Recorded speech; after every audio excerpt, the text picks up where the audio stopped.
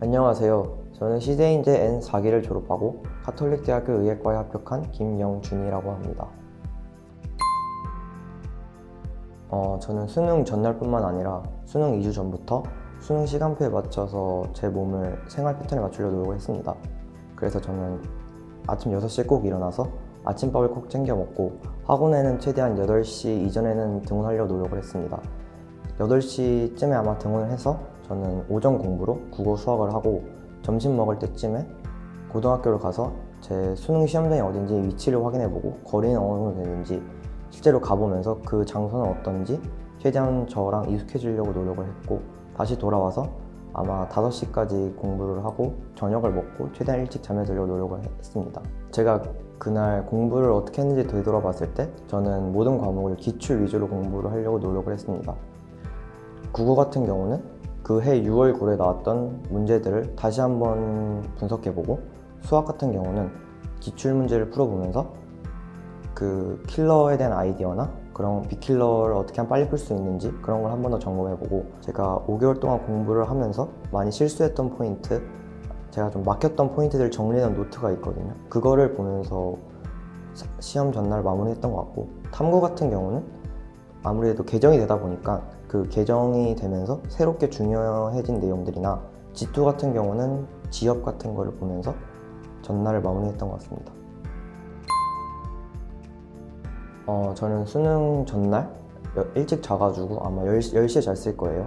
그래서 6시에 일어나서 뭔가 잠을 잘 잔 기분이 들었고 뭔가 긴장도 잘 안 됐습니다. 그래서 아침을 먹고 평소랑 똑같이 생활을 했는데, 차를 타고 가면서 그때 형이랑 같이 농담을 하면서 긴장을 풀어주고 그랬던 기억이 있었습니다. 그래서 8시쯤 입시를 했을 때는 별로 긴장되지 않았고, 원래 하던 대로 국어 예열 지문을 봤는데 저는 예열 지문으로 그해 6월, 9월 시험지 원본을 들고 가서 앞에 화작 파트만 빨리 보면서 내가 8시 40분에 화작 1, 2, 3번을 볼 때 어떻게 넘어갈지를 점검해 보면서 국어 시험에 임했고, 수학 같은 경우는 그 어제 봐왔던 제가 실수했던 부분들을 정리해 놓은 노트를 다시 한번 보면서 그 30분, 쉬는 시간 30분을 보냈던 것 같습니다. 그리고 제가 아마 그 수능 시험장에서 그나마 고비였던 부분은 탐구였던 것 같은데, 저는 원래 탐구에 자신 있다 생각을 했는데 막상 수능 현장에서 탐구 시험지를 마주하니까 뭔가 더 압박감이 느껴졌고, 실제로 그 해 화원이랑 지구과학2가 꽤 어렵게 나와가지고 좀 힘들었던 경험이 있었습니다. 근데 제가 시간 내에 그래도 답은 어떻게든 냈고, 그래서 실수만 안 했으면 다 맞겠다는 생각이 있어서 그렇게 시험장을 나왔던 것 같습니다.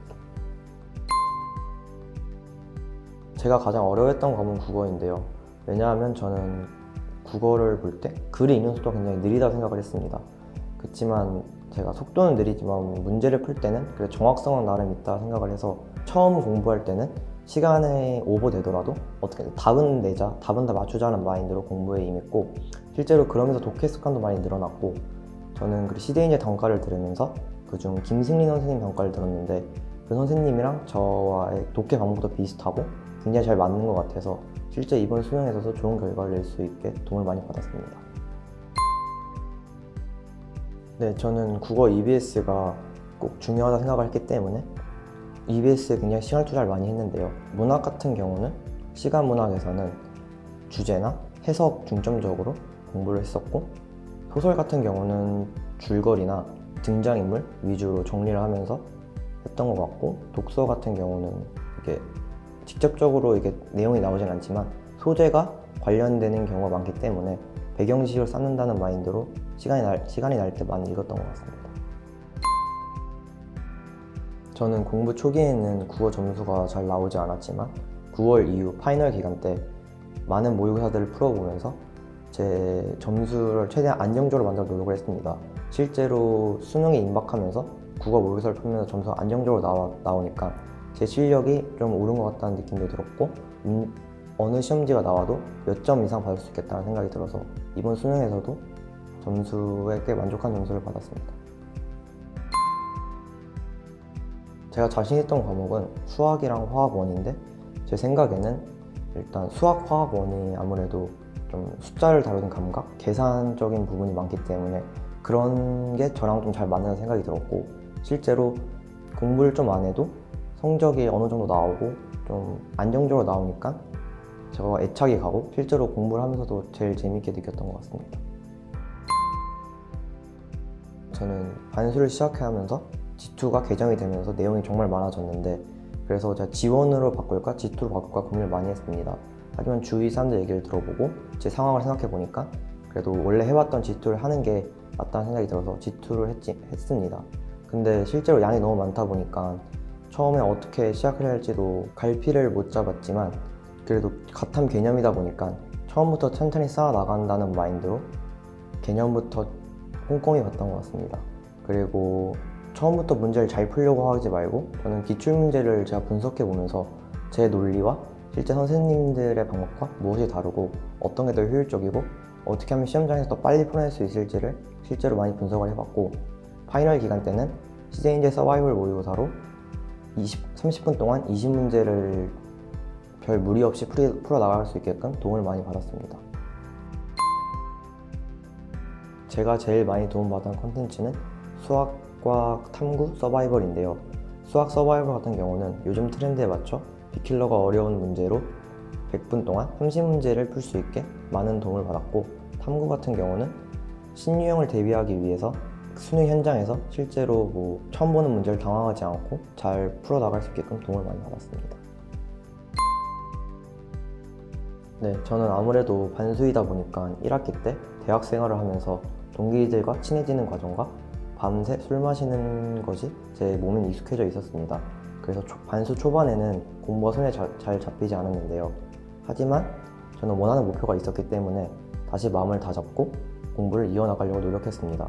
그리고 제가 꼭 지키고자 했던 생활수칙은 아침 6시에는 꼭 일어나야 된다고 생각을 했고 혹시나 주말에 컨디션을 위해서 늦잠을 자더라도 밤 10시까지는 꼭 공부를 마치고 오겠다는 생각으로 반수를 보냈던 것 같습니다. 저는 공부를 7월 초에 시작을 했는데 초반에는 공부에 그래도 불이 붙어서 열심히 했지만 9월 평가원이 끝나고 좀 날씨가 시원해지면서 좋아지니까는 저도 뭔가 놀고 싶어지고 그랬습니다. 하지만 저는 원하는 목표가 있었고 그 목표를 위해서는 지금 당장은 열심히 해야 한다는 생각이 있었기 때문에 주말 정도만 딱 쉬고 다시 월요일부터 마음을 다잡고 공부를 했던 것 같습니다.